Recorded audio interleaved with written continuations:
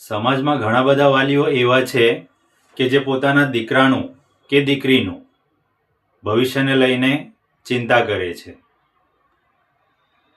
દરેક વાલી એવું ઈચ્છે છે કે મારો દીકરો કે દીકરી ભણવામાં હોશિયાર થાય, ભવિષ્યમાં કંઈક સારું એવું કાર્ય કરે કે જેથી તેનું જીવન આપણે જીવ્યા નથી એના કરતાં સારું જીવશે.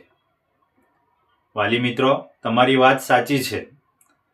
આજે દરેક શિક્ષક એ હેતુથી તમારા છોકરાઓને ભણાવે છે કે જેથી કરીને તમારો દીકરો આગળ વધીને કંઈ ને કંઈક બને. કેટલાક વાલીઓની કમ્પ્લેન એવી છે કે સાહેબ, જ્યારે મારો દીકરો કે દીકરી અન્ય સંસ્થામાં ભણતી હતી ત્યારે તેનું રિઝલ્ટ સારું આવતું હતું, પરંતુ જ્યારથી તમારી સંસ્થામાં અમારો છોકરો જોડાયો ત્યારથી તેનું રિઝલ્ટ ઓછું થઈ ગયું છે. વાત સાચી છે, પણ વાલીઓ એ કમ્પેરિઝન નથી કરતા કે પહેલાં આપણા દીકરાઓ જે સંસ્થા સાથે જોડાયેલા હતા તે સંસ્થા ફક્ત ને ફક્ત પોતાનું નામ કરવા માટે આપણા દીકરાનું રિઝલ્ટ સારું બતાવતા હતા. સમસ્યા એ છે કે આપણે આપણી સંસ્થામાં વાલીઓને એવું જ રિઝલ્ટ બતાવીએ છીએ કે જે તમારા છોકરાઓ મહેનત કરીને લખે છે. આજકાલ ઘણી બધી સંસ્થાઓ એવી છે કે વાલીઓને તેમજ છોકરાઓને ખુશ કરવા માટે છોકરાઓને વાંચતા લખતા ન આવડતું હોય છતાંય તેમને સારામાં સારા માર્ક્સ આપે છે, જેથી કરીને વાલીઓ તેમજ છોકરાઓ ખુશ થાય છે. પણ શું આ સાચું છે? આવું કરવું જોઈએ? નહીં કરવું જોઈએ.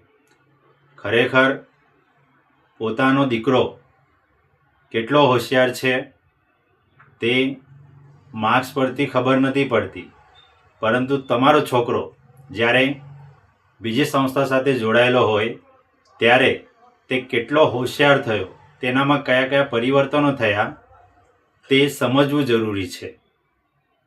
ઘણી બધી સંસ્થાઓ પોતાનું નામ જાળવી રાખવા માટે, પ્રતિષ્ઠા મેળવવા માટે, માર્કેટમાં ફેમસ થવા માટે ઘણી બધી એવી પ્રવૃત્તિઓ કરે છે કે જે છોકરાને વાંચતા કે લખતા આવડતું નથી એ છોકરાને પણ 100માંથી 80 માર્ક્સ 70 માર્ક્સ મૂકે છે.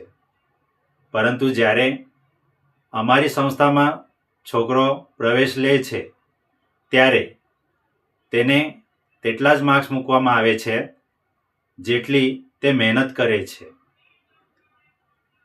ને કેટલીક વાર અમારી સંસ્થા સાથે જોડાયા પછી વાલીઓની કમ્પ્લેન્ટ એવી છે કે સાહેબ, જ્યારે મારો છોકરો અન્ય સંસ્થામાં ભણતો હતો ત્યારે તેનું રિઝલ્ટ સારું હતું, પરંતુ જ્યારથી તમારી સંસ્થામાં જોડાયેલો છે ત્યારથી મારા છોકરાનું કે છોકરીનું રિઝલ્ટ બહુ વીક આવવા લાગ્યું છે.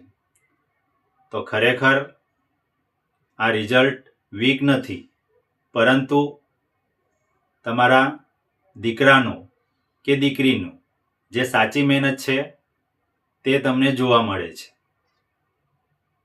તો વાલીઓને વિનંતી છે કે જે સંસ્થાઓ આવું કરતા હોય એવી સંસ્થા સાથે તમે તમારા છોકરાઓનું કે છોકરીનું ભવિષ્ય ખરાબ કરી રહ્યા છો.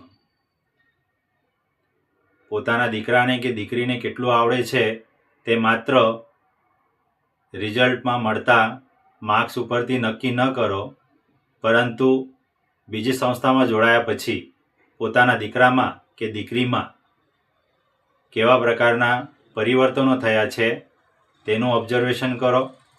જો તમે આ રીતે પોતાના દીકરાના કે દીકરીના રિઝલ્ટ ઉપર ધ્યાન આપશો તો ખરેખર આપણું ભાવિ ભવિષ્ય, એટલે કે આપણા છોકરાઓનું ભાવિ ભવિષ્ય ખરેખર સુધરશે. આપણી સંસ્થા એ લેવલ પર કામ કરે છે કે જે વિદ્યાર્થીઓ મહેનત કરે છે તેમને તેમના મહેનત મુજબ જ માર્ક્સ મૂકવામાં આવે છે, જેથી કરીને તમારા છોકરાઓ આગળ જઈને તકલીફમાં ન પડે. છતાંય કેટલાક વાલીઓને એવું લાગે છે કે અમારી સંસ્થામાં વાલીઓ એવું વિચારે છે કે બરાબર ભણાવવામાં આવતું નથી, કે શિક્ષકો દ્વારા ધ્યાન આપવામાં આવતું નથી. એવું નથી, પણ જ્યારે અમારી સંસ્થામાં ભણેલા છોકરાઓ 9મા 10મા ધોરણમાં જાય છે ત્યારે તેમની સાચી મહેનત જોવા મળે છે. અને ખરેખર જોવા જઈએ તો અમે અમારું કે અમારી સંસ્થાનું વખાણ કરતા નથી. અમારું વખાણ અમારા વિદ્યાર્થીઓ જ કરે છે. આજે જેટલા પણ હોશિયાર છોકરાઓ છે તે અમારી સંસ્થા સાથે જોડાયેલા છે, તે જ અમારું માન છે. બસ વાલીઓને એટલી જ વિનંતી છે કે કોઈ પણ જાતની લોભામણી જાહેરાત જો તમારી પાસે આવે તો પોતાના દીકરાનું કે દીકરીનું ભવિષ્ય ખરાબ ન કરો, એટલી જ વિનંતી છે. જય હિન્દ, જય ભારત.